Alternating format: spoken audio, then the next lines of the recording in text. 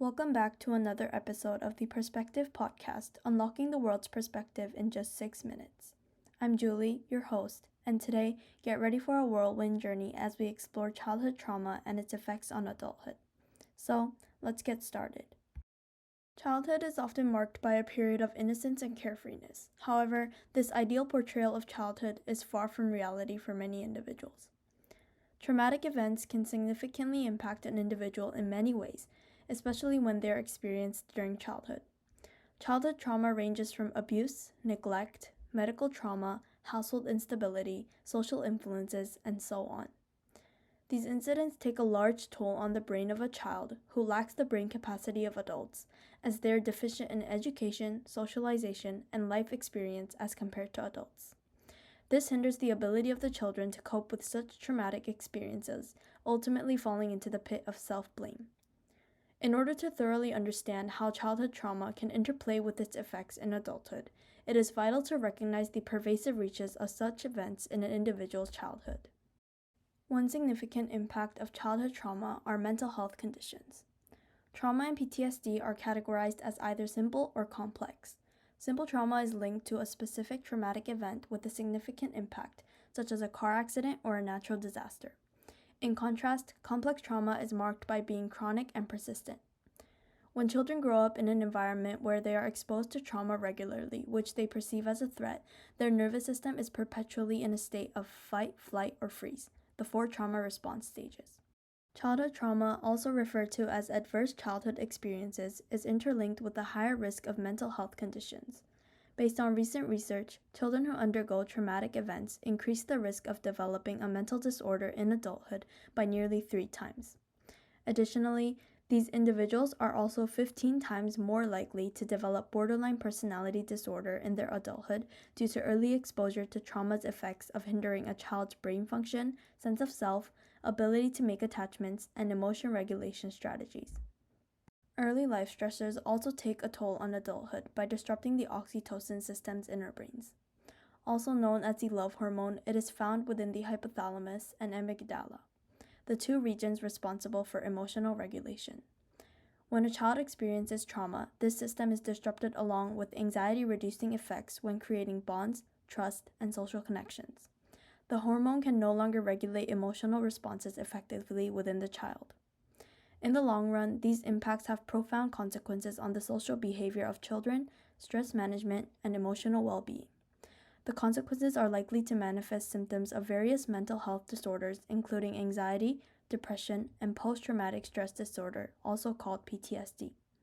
Often, if developed mental health disorders are not treated accordingly and are influenced by unhealthy coping methods, they can easily be turned into alcohol or substance use as an escape or avoidance coping mechanism.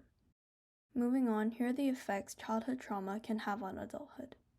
Trauma in the short term may not affect all individuals who undergo childhood trauma. However, the seemingly absent symptoms may appear as delayed reactions or repressed trauma symptoms as adults. Traumatic experiences as a child, often inflicted by guardians or parents, can lead to attachment issues in one's life. These attachment issues are categorized into 3 different types: dismissive avoidant attachment, fearful avoidant attachment, and anxious preoccupied attachment. Dismissive avoidant attachment behaviors tend to appear when a child is neglected or rejected by those who are meant to care for them. As they go into adolescence and adulthood, these individuals build high walls around themselves, protecting them from the pain they have suffered in their childhood. Adults who have this attachment style tend to be self-sufficient and emotionally reserved and can sometimes exhibit narcissistic behaviors. Fearful avoidant attachment develops from neglect and abuse experiences as a child. These experiences lead to conflicting feelings about relationships, avoidance of closeness, and difficulty trusting others. As these children enter adulthood, they often crave intimacy and close relationships, but simultaneously are afraid of having one, which leads to push and pull dynamics in relationships. At last, anxious preoccupied attachment often stems from unpredictable parenting during childhood, causing the child to become unsure and skeptical about their caregiver's responsiveness. This induces feelings of insecurity, a constant need for closeness and intimacy, fear of abandonment and rejection, and dependency in relationships. Individuals who experience this may exhibit clingy, controlling, or possessive behaviors when building relationships and a constant need for validation. Experiencing childhood trauma and healing from such experience requires a complex process that involves acknowledging the trauma, reclaiming control, reaching out for help, and so on. However, trust in the process is something that is required in the area of mental health. Out of the many options available for those struggling with overcoming childhood trauma, seeking help is ultimately the most valid and valuable choice.